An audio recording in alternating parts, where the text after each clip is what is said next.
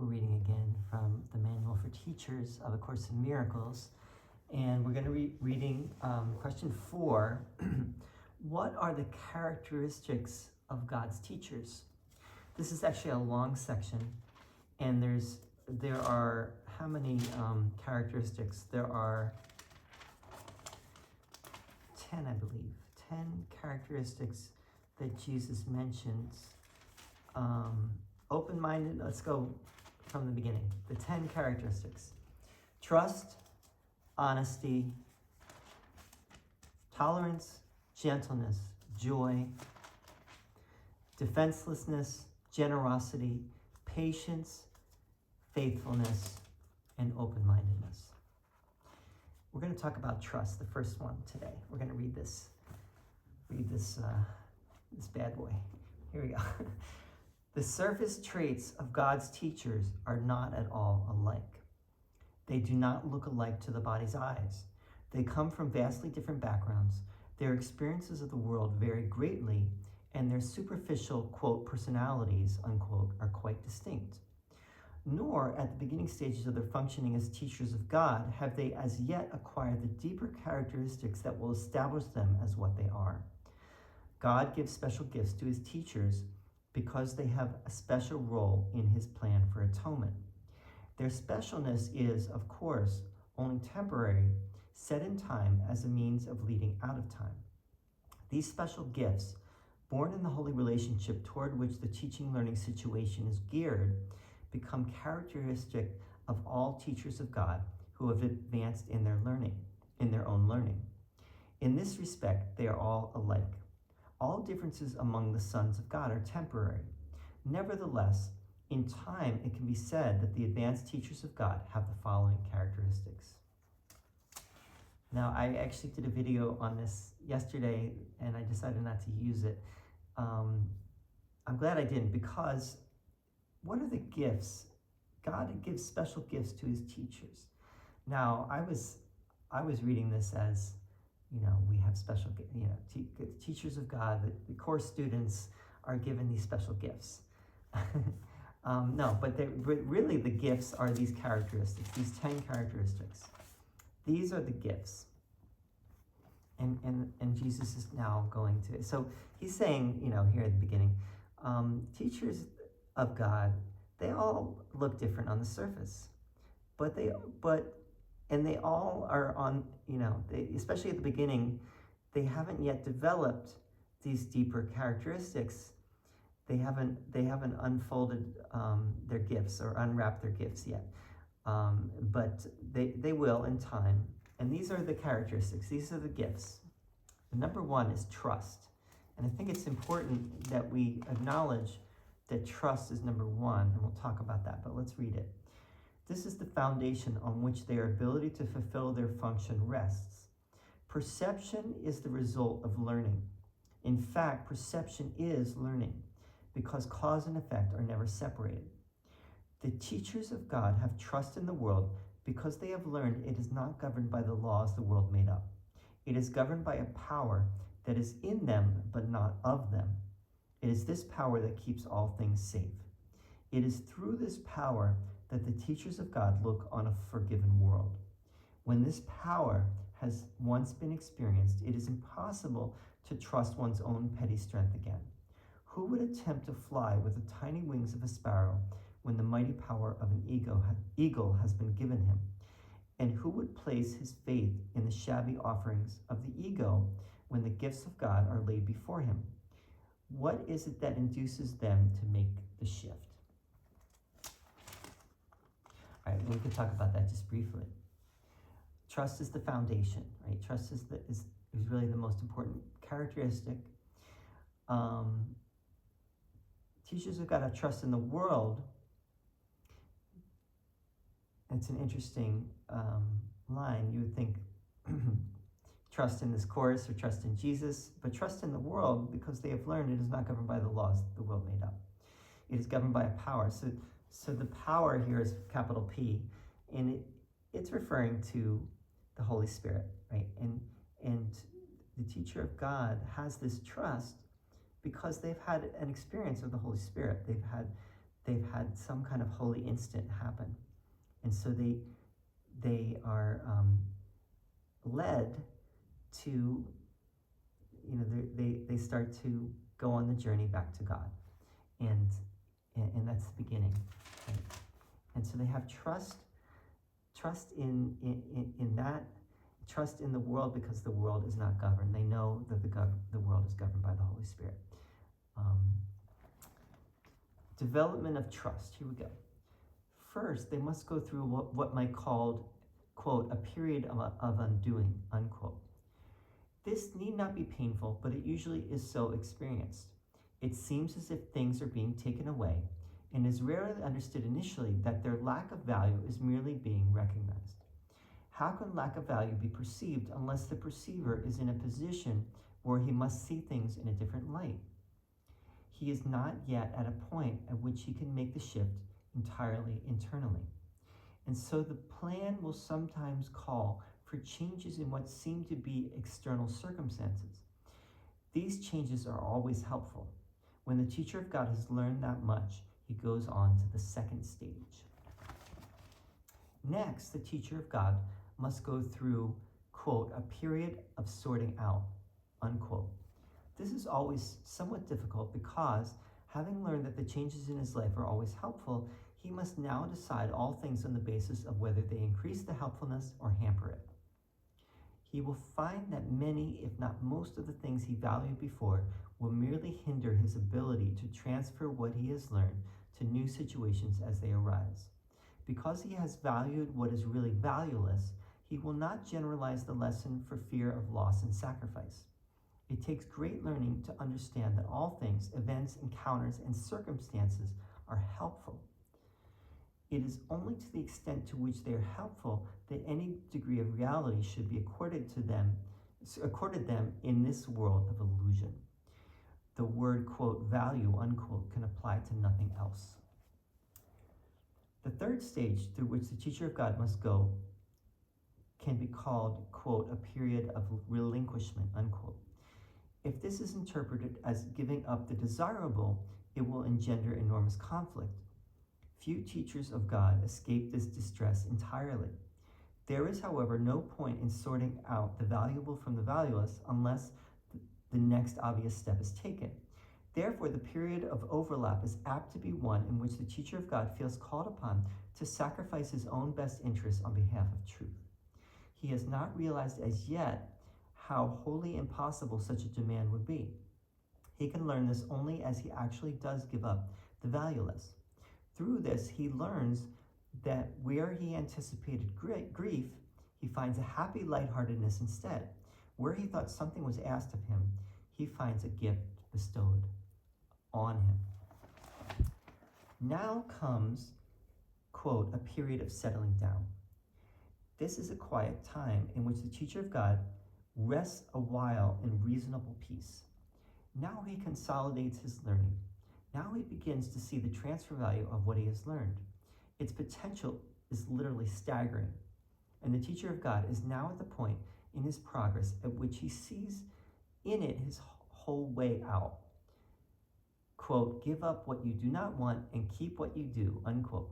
How simple is the obvious, and how easy to do. The teacher of God needs this period of respite. He has not yet come as far as he thinks. Yet when he is ready to go on, he goes with mighty companions beside him. Now he rests a while and gathers them before going on. He will not go on from here alone. The next stage is indeed, quote, a period of unsettling, unquote. Now must the teacher of God understand that he did not really know what was valuable and what was valueless. All that he really learned so far was that he did not want the valueless and that he did want the valuable. Yet his own sorting out was meaningless in teaching him the difference. The idea of sacrifice, so central to his own thought system, had made it impossible for him to judge.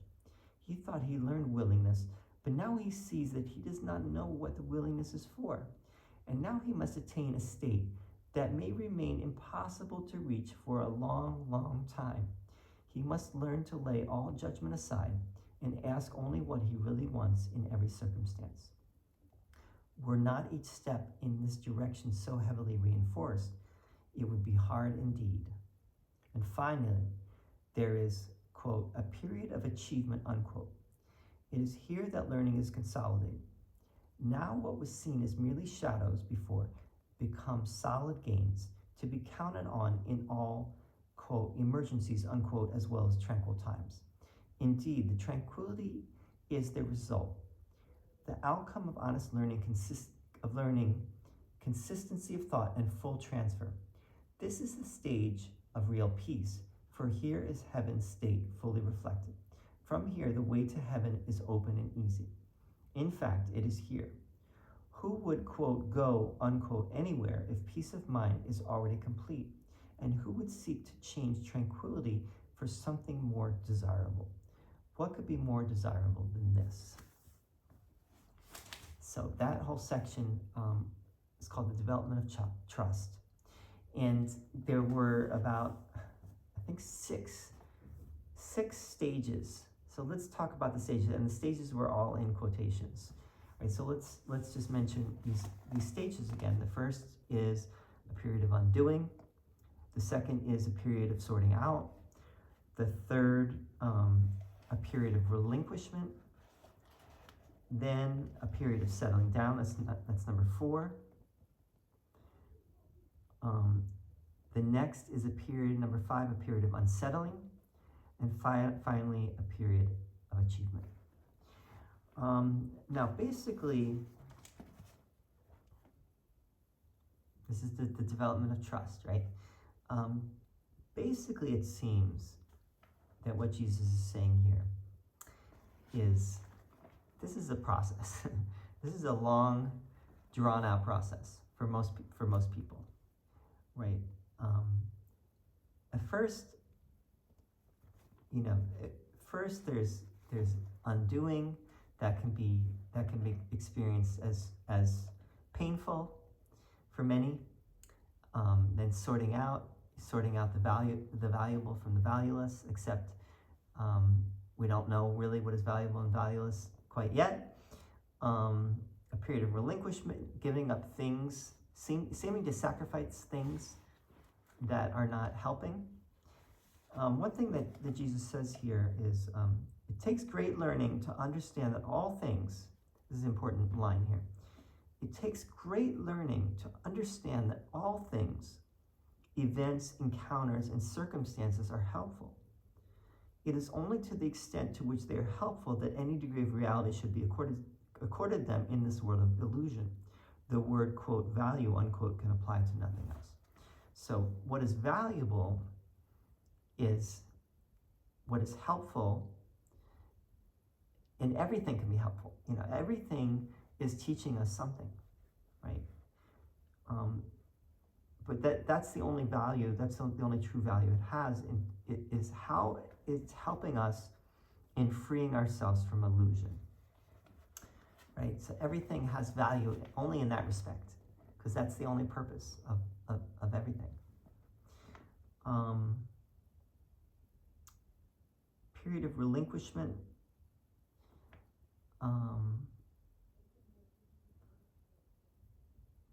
Let's just read, it's interesting. When I read this, it's interesting because number 5 goes, all of a sudden, Jesus is like, then you have a period of unsettling. Well, I thought that was at the beginning. I thought the undoing was the unsettling.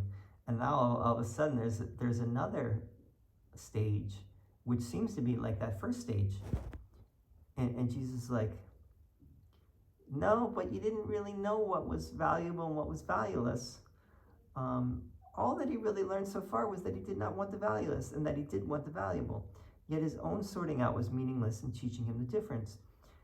The idea of sacrifice, so central to his own thought system, had made it impossible for him to judge. He thought he learned willingness, but now he sees that he does not know what the willingness is for. So it seems to be saying that up until now, you had the illusion, whoever this teacher of God is, had the illusion that they knew how to judge, that they could judge what was valuable and what was valueless. And now they're realizing in this period of unsettling that they really can't judge. And so they learn to give it over to the Holy Spirit, to not think that they can judge these things. He thought he learned willingness, but now he sees that he does not know what the willingness is for. And now he must, and this is another crucial line, and now he must attain a state that may remain impossible to reach for a long, long time. This is helpful to keep in mind. Those of us who think that we've graduated A Course in Miracles, right? You think that you've gotten all the way there, but no, you're really, you're on your way, but it still may be a long way off. It seems impossible, because what this is saying, what the Course is saying is first of all, if you think you're all the way there, not only do you think you fully understand the Course, but you think you have attained, the state at which the Course is pointing. But I think that would be a delusion, right? He must learn to lay all judgment aside and ask only what he really wants in every circumstance. Were not each step in this direction so heavily reinforced, it would be hard indeed. So, lay all judgment aside, and that would be reinforced. When you lay a judgment aside, you will see the effects of laying judgment aside, and you will see that this Course is true. And that is where trust comes. The trust comes in.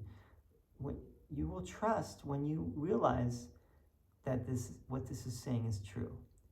By the fruits, you will know it to be true, right? And finally, there is a period of achievement. It is here that learning is consolidated. Now what was seen as merely shadows before become solid gains to be counted on in all, quote, emergencies, unquote, as well as tranquil times. Indeed, the tranquility is the result, the outcome of honest learning, consistency of thought, and full transfer. This is the stage of real peace, for here is heaven's state fully reflected. So now you get to this point of tranquility, of real, you're getting to the peace of God. From here, the way to heaven is open and easy. So, in other words, you're getting to the place that Jesus talks about of right perception. You're seeing things in line with the Holy Spirit now. You're seeing through the eyes of non-judgment, and you're seeing everything that way, right? So you are ready to transcend the world, basically. In fact, it is here. So not only are you ready for heaven, not only are you ready to return home to God, but it's here. You feel it. You're living in it. Heaven is you're living heaven on earth. Who would go anywhere if peace of mind is already complete? And who would seek to change tranquility for something more desirable? What could be more desirable than this?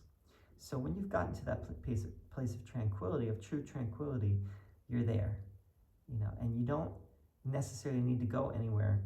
I think this is an interesting thing that Jesus says here at the end is, there's this idea that samsara is nirvana, right? That when you get to that point of enlightenment, samsara, the world of suffering and illusion, becomes nirvana. It seems to be what's being said, and in that regard, if samsara is nirvana, then you realize that the world of suffering. This is where I can understand people that say, well, the Course is not saying that the world is an illusion. It's just saying the way that you see the world is an illusion, right? The way that when we see the world through our ego, we're seeing an illusion of it, right? I do think that the first idea is the one that the Course is really saying, which is that when you wake up, the world does not exist anymore, right? But there are places in the Course that seem to suggest that, this idea of samsara is nirvana. You get to this place where the world is still there, but it's completely cleansed of all fear, suffering, guilt, sinfulness. Anyway, let's leave it at that. We'll continue and we'll read more next time. We'll try to go through maybe the next 4 or 5, and then we'll read up through all of it. I don't know. We could probably read through all of it. Honesty. It's a lot, but we could read through all of it next time. Thank you. I have a book. I'm posting it right. These days we have a Patreon page, and we have a book called Simply A Course in Miracles. If you want to check it out, it's on Amazon. Thank you so much. Bye bye.